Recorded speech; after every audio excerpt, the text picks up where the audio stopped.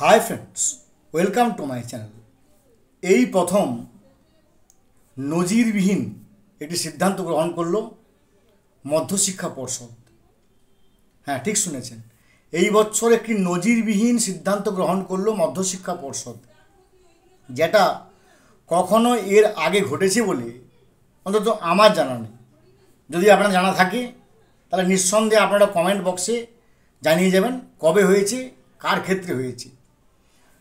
একজন প্রধান শিক্ষককে কম্পালসারি রিটায়ারমেন্ট, তার সময় এখনও শেষ হয়নি, তাকে প্রধান শিক্ষক পদ তাকে কেড়ে নেওয়া হয়েছে, তাকে সাসপেন্ড করা হয়েছিল, তার বিরুদ্ধে বিচার বিভাগে তদন্ত, অন্তঃতদন্ত এটসেট্রা এটসেট্রা হয়েছিল।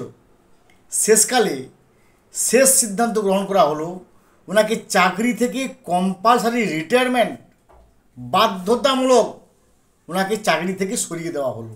ওনার চাকরি নট। কেন, কোথায় ঘটনা ঘটেছে, আসুন বিস্তারিত জানি।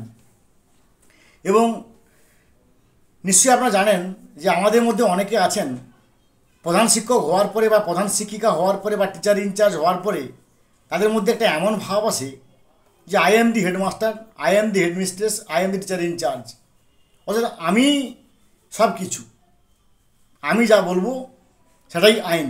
এরকম মানসিকতা অনেক রামবাবুর, শ্যামবাবু, যদুবাবুর, মধুবাবুর, মঞ্জুদি, ডলিদি, শ্যামলিদির আছে। এই ভিডিওটা শোনার পরে রামবাবু, শ্যামবাবু, মধুবাবু, যদুবাবু, মঞ্জুদি, ডলিদি, শ্যামলিদি, আপনারা সাবধান হয়ে যাবেন, নাহলে আপনাদের সেই পরিণতি হবে যে পরিণতি আমি এখন বলতে যাচ্ছি। ঘটনাটা কি না, নিশ্চয়ই আপনাদের মনে আছে গত বছর 2024 সালে, অর্থাৎ গত বছর নরেন্দ্রপুরের একটি বিদ্যালয়ে একদল দুষ্কৃতী এসে শিক্ষক শিক্ষিকাদের প্রচণ্ড প্রহার করেন, তাদেরকে মারেন, তাদের উপর নারকীয় অত্যাচার করে। নিশ্চয়ই আপনারা জানেন, সে ঘটনা শুনলে আমরা শিহরিত হয়ে যাই। একটা বিদ্যালয় চলছে কন্টিনিউভাবে, হঠাৎ স্টাফরুম, যে স্টাফরুম আমাদের কাছে নিরাপদ, একটু লেজার পিরিয়ড পেলে আমরা বই পড়ি কিংবা একটু রেস্ট নেই, সেই স্টাফ রুমে ঢুকে বাইরে কিছু দুষ্কৃতী দলবল নিয়ে এসে শিক্ষক শিক্ষিকাদের উপর চড়াও হয় এবং তাদেরকে প্রহার করে। ঘটনাটা কোন স্কুলে না, নরেন্দ্রপুরের নরেন্দ্রপুর থানার বলরামপুর মন্মথনাথ বিদ্যা মন্দির। বলরামপুর মন্মথনাথ বিদ্যা মন্দির, এই বিদ্যা মন্দিরের এই হাই স্কুলের হেডমাস্টার ছিলেন সৈয়দ ইমতিরাজ আহমেদ। সৈয়দ ইমতিরাজ আহমেদ ইনি প্রধান শিক্ষক হওয়ার পরে বোধহয় ভেবে নিয়েছিলেন যে রাজাকে আর আমি বোধহয় একই রকম, বা কোনো একটা দেশের প্রধানমন্ত্রী যা, আমার বোধহয় সেই একই স্ট্যাটাস আছে, একই রকম আমার পদ আছে। তিনি স্টাফেদের সঙ্গে কোনোভাবে সম্পর্ক রাখেননি। নৈব নৈবচ, তথৈবচ তথৈবচ। তিনি, যাকে আমাদের ইংরেজিতে বলা হয় ডিক্টেটরশিপ, চালান। সম্পূর্ণ নিজস্ব কায়দায়, নিজস্বভাবে স্টাফ রুমকে একবারে পুরো বন্ধুত্বপূর্ণ তো অনেক দূর ছাই, একটা ট্রাসেলের পর্যায়ে নিয়ে আসেন। এবং সে অভিযোগ প্রমাণিতও হয়েছে যে নিজেদের স্টাফেদের সঙ্গে গণ্ডগোল হওয়ার কারণে সেই স্টাফেদেরকে জব্দ করতে হবে। হ্যাঁ, ঠিক শুনেছেন, জব্দ।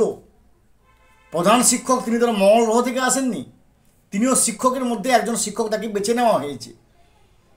কিন্তু তিনি ভাবলেন যে বোধহয় আমি মঙ্গল গ্রহ থেকে এসেছি, তাই তিনি, আর স্টাফ রুমের লোকগুলো বোধহয় পৃথিবীর গ্রহের মানুষ আর আমি বোধহয় মঙ্গল গ্রহের মানুষ। তার জন্য তিনি কী করলেন, স্টাফ রুমকে সায়স্তা করার জন্য, স্টাফদের সায়স্তা করার জন্য বাইরের একদল দুষ্কৃতী, সহজ বাংলায় গুন্ডা, কিছু রাজনৈতিক বা কিছু অরাজনৈতিক বা কিছু লুটেরাজ, কিছু দুষ্কৃতীকে, কিছু কোট আনকোট গুন্ডাকে ডেকে নিয়ে এলেন স্টাফ রুমে এসে স্টাফদেরকে, উমুক স্টাফদেরকে প্রহার করো। কেন না, ওনারা আমার সিদ্ধান্ত অনুযায়ী বেগরবাই করছেন। এই এই ঘটনাটা ঘটেছিল নরেন্দ্রপুর থানার বলরামপুর মন্মথ বিদ্যা মন্দিরের 2024 সালের জানুয়ারি মাসে। তারপরে সমস্ত স্টাফ পরিষ্কারভাবে দ্ব্যর্থহীন ভাষায় থানায় অভিযোগ করেন যে ইনার পিছনে, এই ঘটনার পিছনে প্রধান শিক্ষক মহাশয়ের সম্পূর্ণ হাত আছে। 30শে জানুয়ারি 2024 সাল থেকে উনি সাসপেন্ড হন। উনার বিরুদ্ধে মামলা হয়, পুলিশ অ্যারেস্ট করেন, জামিন পেয়ে যান। পরে প্রধান শিক্ষক পদ থেকে ওনাকে সরিয়ে দেওয়া হয় এবং বিভাগীয় তদন্ত করে জানা গেল ভয়ঙ্কর ঘটনা। উনি একেবারে বিস্ফোরকভাবে হিটলারের কায়দায়, মুসোলিনির কায়দায়, নেপোলিয়ন বোনাপার্টের দক্ষতায় তিনি সম্পূর্ণ কুক্ষিগত ক্ষমতা করার জন্য স্টাফেদেরকে সঙ্গেও গণ্ডগোল, অশান্তি, মারামারি এবং দুষ্কৃতি দিয়ে ভয় দেখানো এবং প্রহার করাতেও উনি পিছুপা হননি। তাই মধ্যশিক্ষা পর্ষদ প্রায় 1 বছরের উপরে তদন্ত চলে। তদন্ত নিয়ে analysis, cross analysis, discussion, cross discussion, বিভিন্ন জায়গায় অভিযোগ করা হয়। সে বিভিন্ন জায়গার অভিযোগের সত্যতা যাচাই করে মধ্যশিক্ষা পর্ষদ এসআই থেকে ডিআই, ডিআই থেকে এআই, মানে মাফ করবেন, এসআই থেকে এআই, এআই থেকে ডিআই, ডিআই থেকে কমিশনার, সমস্ত তখন দেখা গেল যে উনি যে ওনার বিরুদ্ধে যে অভিযোগ তার থেকেও উনি খারাপ, যে অভিযোগগুলো করা হয়েছে তার থেকেও উনি আরও ভয়ঙ্কর, আরও খারাপ। তাই ওনাকে বলা হলো কম্পালসারি রিটায়ারমেন্ট। ভাই, তুমি শিক্ষক হওয়ার যোগ্য নয়। প্রধান শিক্ষক পরের কথা, তুমি শিক্ষক হওয়ারই যোগ্য নয়। শিক্ষক হওয়ার জন্য যে সহনশীলতা প্রয়োজন, যে ধৈর্য প্রয়োজন, যে একটা মানবিকতা প্রয়োজন, সে তোমার মধ্যে নেই। তাই তোমার প্রধান শিক্ষক দূরের কথা, টিচার ইনচার্জ দূরের কথা, সিনিয়র টিচার দূরের কথা, তুমি শিক্ষক হওয়ারই যোগ্য নয়। তাই তোমাকে কম্পালসারি রিটায়ারমেন্ট নিতে হবে। ওনাকে কম্পালসারি রিটায়ারমেন্ট দেওয়ার নির্দেশ জারি করা হয় গতকাল এবং বলা হয় 2024 সালের 24শে জুলাই 2024 থেকে এই নির্দেশ বলবৎ হবে এবং বারুইপুর মহকুমা শাসক তত্ত্বাবধানে আপাতত স্কুল চলছে। তো ফ্রেন্ডস, আজকে এই ভিডিওটা করার অর্থ একটাই কারণে, ওই যে বললাম আমাদের মধ্যে অনেক আছেন, রামবাবু, শ্যামবাবু, যদুবাবু, মধুবাবু, মঞ্জুদি, ডলিদি, শ্যামলিদি, যারা ভাবেন I am the headmaster, I am the headmistress. এই ভিডিওটা দেখার পরে আমি আপনাদেরকে বলবো, যারা ওই I am the headmaster, I am the headmistress এরকম মেন্টালিটি, ভাই, দাদা, দিদি, বোন, আপনারা নিজেদেরকে শুধরে নেন, নাহলে আপনাদের সেই পরিণতি হবে যেই পরিণতি সৈয়দ ইমতিরাজ আহমেদের হয়েছে। ভালো থাকুন, have a good day, thanks.